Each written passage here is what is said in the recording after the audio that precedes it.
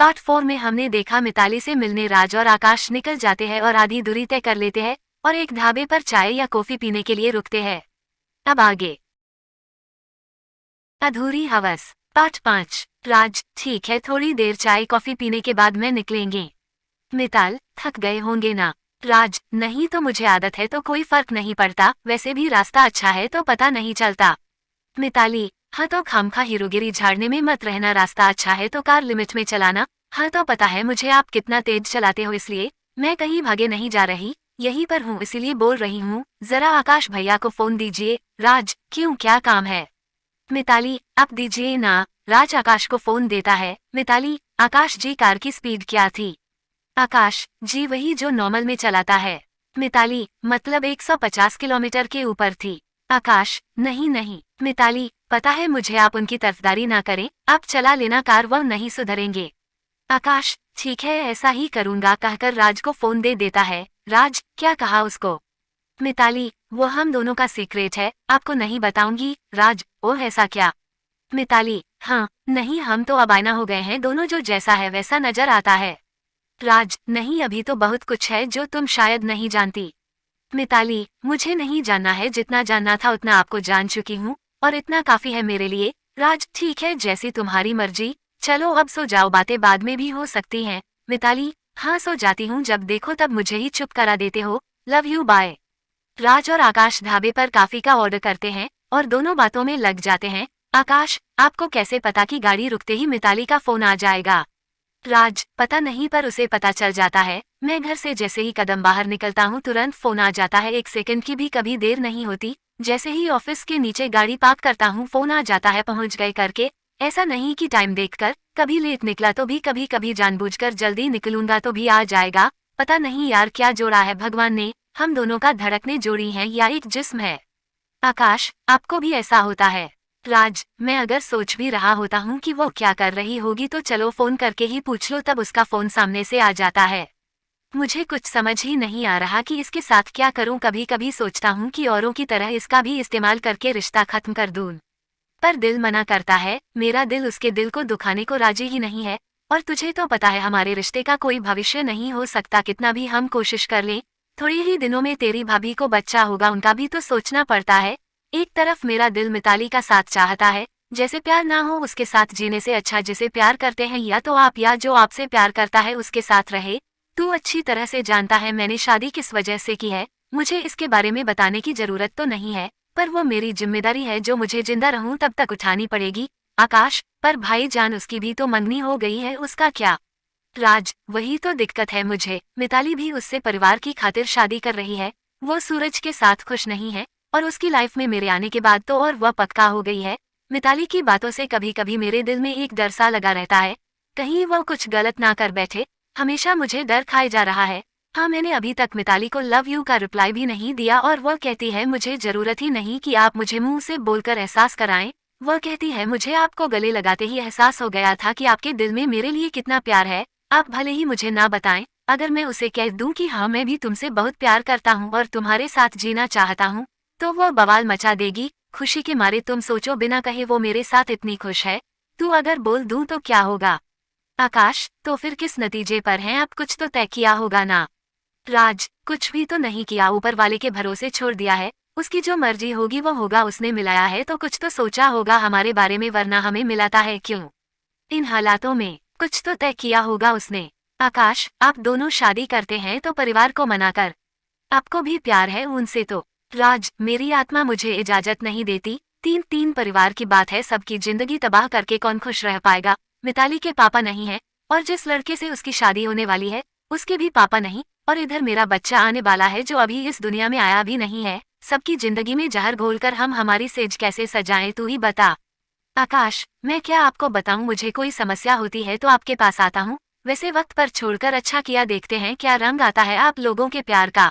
राज की आवाज थोड़ी भारी हो जाती है बातें करते करते, तभी मिताली का फोन आ जाता है। राज, देखा गया ना फोन उसका, यही बात मुझे उसे जोड़े रखती है।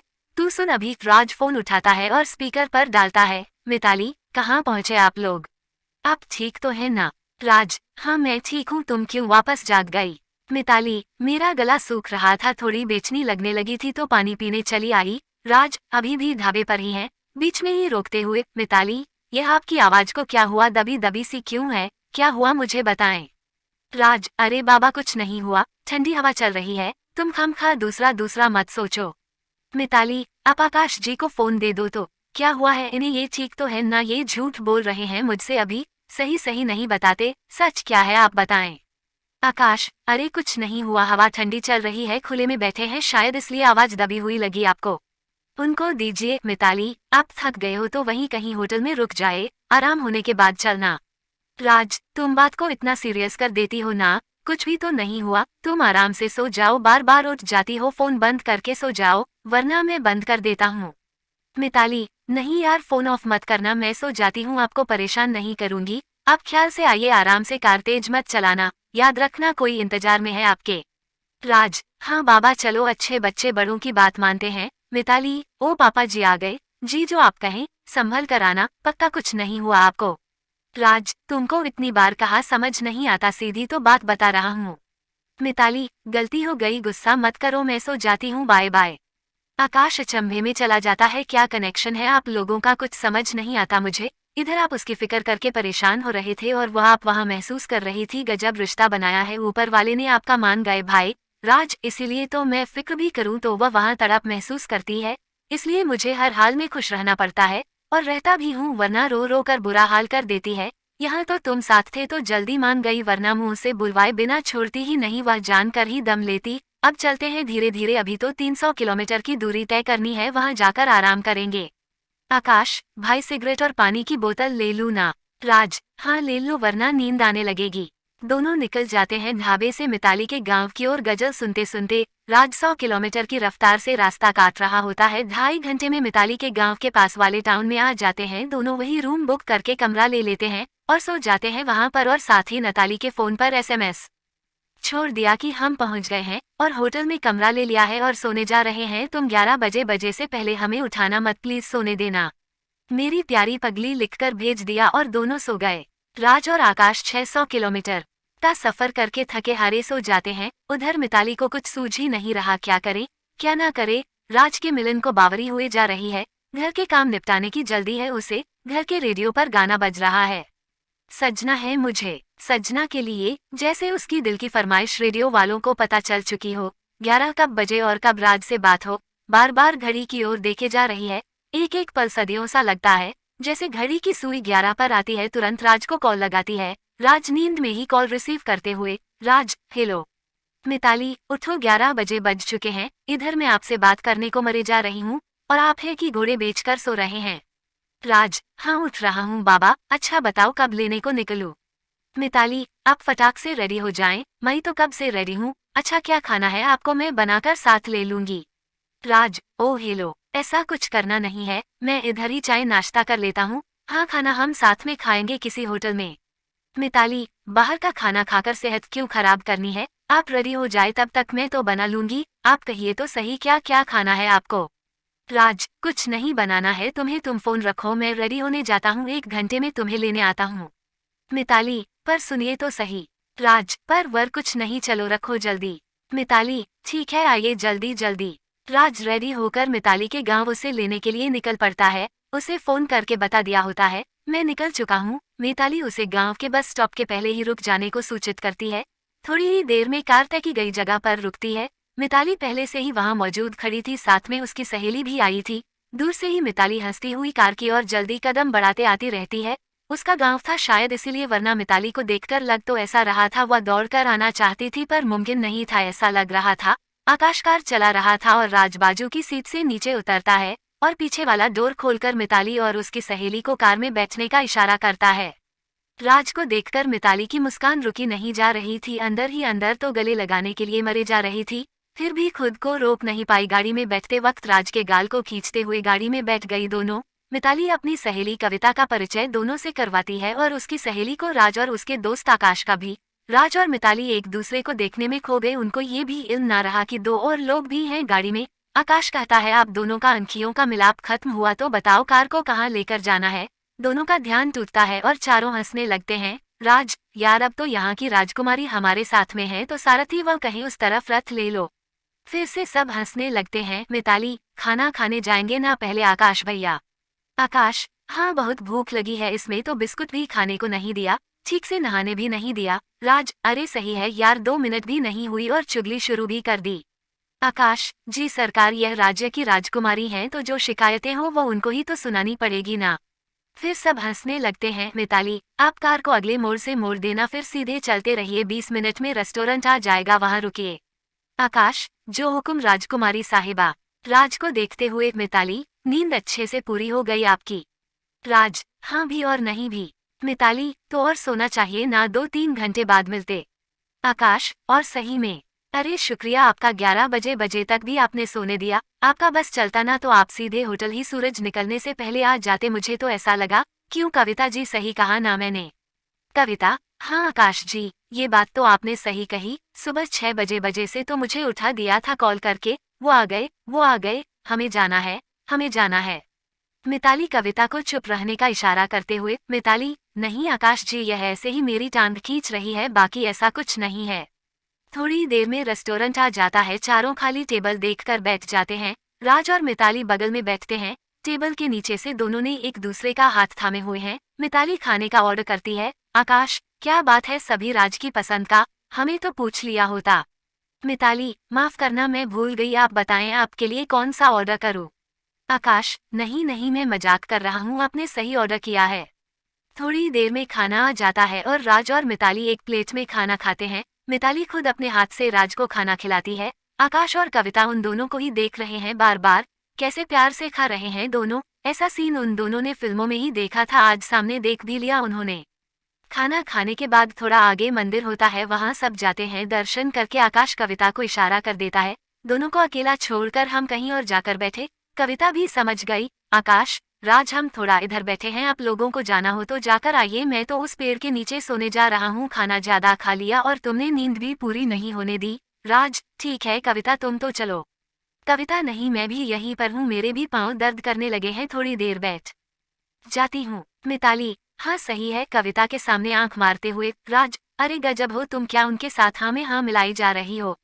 मिताली, अरे बुद्धू समझो थोड़ा, वह दोनों समझ गए हैं पर आप नहीं। शरारत भरी निगाह से देखते हुए, ठीक है, हम वह तालाब की ओर जा रहे हैं, आप जाग जाएं या बोर होने लगे तो वहां आ जाना।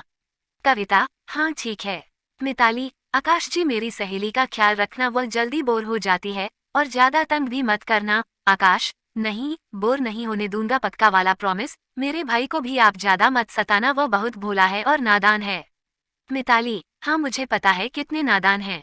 संभल कर तालाब की ओर दोनों एक दूसरे का हाथ थामे चले जाते हैं। बातें करते करते तालाब पर अच्छी जगह देखकर बैठ जाते हैं। मिताली ने राज का हाथ पकड़ा होता है और राज के कंधे पर सर रखकर राज बातें किए जाता है और मिताली उसकी बातों में हामी भरते हुए कब सो जाती है उसको पता ही नहीं चलता। राज की नजर मिताली पर पड़ती है तो मन ही मन कहता है, लो मैं कल से बके जा रहा हूँ और ये तो सो गई है, बहुत सुकून से सो रही है, जैसे सदियों की नींद ने सता रखी हो और आज सोने को मिला हो। कभी हवा से उसकी लंठे उसके गालों को चूमती तो उसकी उंगलियों से हटा देता था। और उधर कविता और आकाश बातें करते हैं, इधर उधर की, फिर राज और मिताली के बारे में। आकाश, कविता जी, आपको नहीं लगता ऊपर वाला नाइंसाफी कर रहा है? कविता, हाँ उनको आज देखकर तो मुझे भी अब ऐसा लगता है। मैं तो मिताली को बचपन से जानती हूँ, जब से राज से मिलकर वहां से आई है थोड़ी बदल गई है, मंगनी के पहले जैसे खुश थी वैसी हो गई है। आकाश, वह उसकी मंगनी से खुश नहीं है। कविता, हाँ नहीं है, उसके परिवार वालों ने सिर्फ अमीरी देखकर तय कर लिया है। वैसे तो लड़का है बड़ा हैंडसम, पर मिताली को नहीं पसंद। कविता आकाश को सारे हालातों से अवगत करा देती है। उधर राज मिताली एक दूसरे के साथ ऐसे खोए हुए हैं कि उनको वक्त का पता ही नहीं है। क्या वक्त हुए जा रहा है, घंटों से बिना बात किए एक दूसरे का हाथ थामे कंधे पर सर रखकर सोए हुए होते हैं। आकाश और कविता दोनों उनको खोजने निकलते हैं और उनको कहते हैं बहुत देर हो चुकी है, हमें अब जाना चाहिए। तब जाकर उनको इल्म होता है वक्त का।